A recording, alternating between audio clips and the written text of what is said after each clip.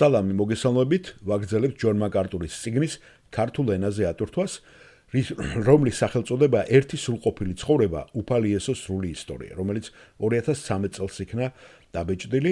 ჩვენ უკვე მეოთხე ნაწილზე გადავედით, რომლის სახელია ჩვენი წელთაღრიცხვით 27 წლიდან 27 წლის პასექიდან 28 წლის პასექამდე. ეს არის მეოთხე ნაწილის სახელწოდება. ქვეთავი, რომელსაც განვიხილავთ 33-ია, თურმე 32 თავი ჯონ მაკარტურს გამოუყვია სიქარში, როდესაც მიდის იესო და ახარებს გახსოვთ სამარიელ ქალთან, როდესაც ჩვენ მთლიანად მოვათავსეთ ის და წავიკითხეთ გუშინ, ის ცალკე თავად იყო გამოყოფილი 32, ასე რომ 32 თავი არის სიქარში იესოს ხარება, ევანგელიზაციას როწევს და 33 უკვე იესო კურნავს დიდგვაროვანი შვილს და ყურადღება უნდა მიაქციოთ იმას, რომ არ აგერიოთ მათ ეს სახარებაში 100 თავის მსახურის განკურნებასთან, იმიტომ ორივე კაპერნაუმში ხდება. ესე იგი ეს კანაში დაბრუნდება იესო და კაპერნაუმში ყავს შვილი ამ პიროვნებას მოხელეს მეფისას და ის 100 თავი პირდაპირ კაპერნაუმში როცა ჩადის იესო, იქ ხვდება. თიდან ჩამოსულს თუ გადახედავთ მათ ეს სახარებაში და ის ცალკე იქნება რა თქმა უნდა გამოყოფილი, ხო?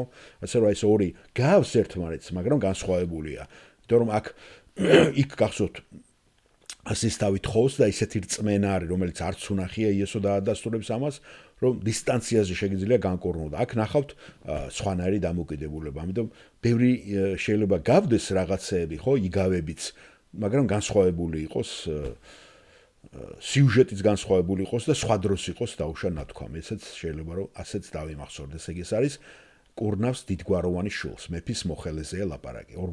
იოანეს სახარების მეოთხე თავში გალილეაში დაბრუნებას მარკოზი და ლუკაც ამბობენ. აი აქ კიდე მეორდება, იცით ხომ, რომ გალილეაში ხელმეორედ ბრუნდება უკვე, როგორც გითხარით, სამარია გალილეასა და იუდას შორის არის. იუდა სამხრეთით არის ეს, სადაც იერუსალემი იყო, ბეთლემი და სამარია შუაშია და გალილეა ჩრდილოეთშია, გალილეის ზღვასთან, ხომ? და იქ ქალაქებია განლაგებული, ნაზარეთიც, კაპერნაუმიც. აი ახლა ჩვენ უბრუნდებით ამ ადგილს და ორი დღე რომ გავიდა, ესე იგი სიქარში ორი დღე დაყო იესო და იქიდან გალილეაში ბრუნდება.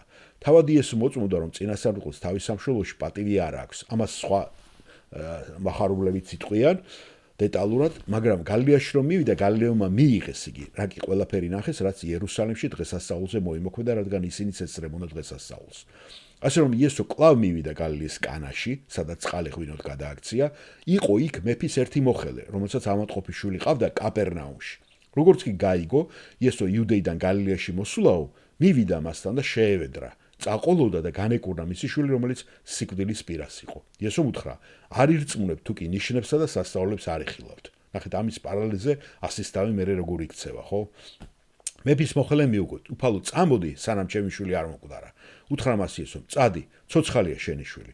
ირწმუნა იმ კაცმა იესოს ნათქვამი სიტყვა და წავიდა. შინ რომ ბრუნდებოდა, მისი მსახურები მიეგებენ და უთხრეს, რომ ცოცხალი იყო მისი ვაჟი. გამოიკითხა, რომელ საათზე გამოკეთდა და უთხრეს: გუშინ მე-7 საათზე გაუარა სიცხემ. მამა მიხვდა, რომ ის დრო იყო ეს, როცა უთხრა იესომ: ცოცხალიაო შენი შვილი და ირწმუნა მან და მთელმა მისმა სახლეულმა. ეს მეორე სასწაული მოახდინა იესომ მას შემდეგ, რაც იუდედან გალილეაში დაბრუნდა. აი, ნახეთ, ეს ცალკე გამოყოფილი ისტორია. მადლობა მოსმენისათვის.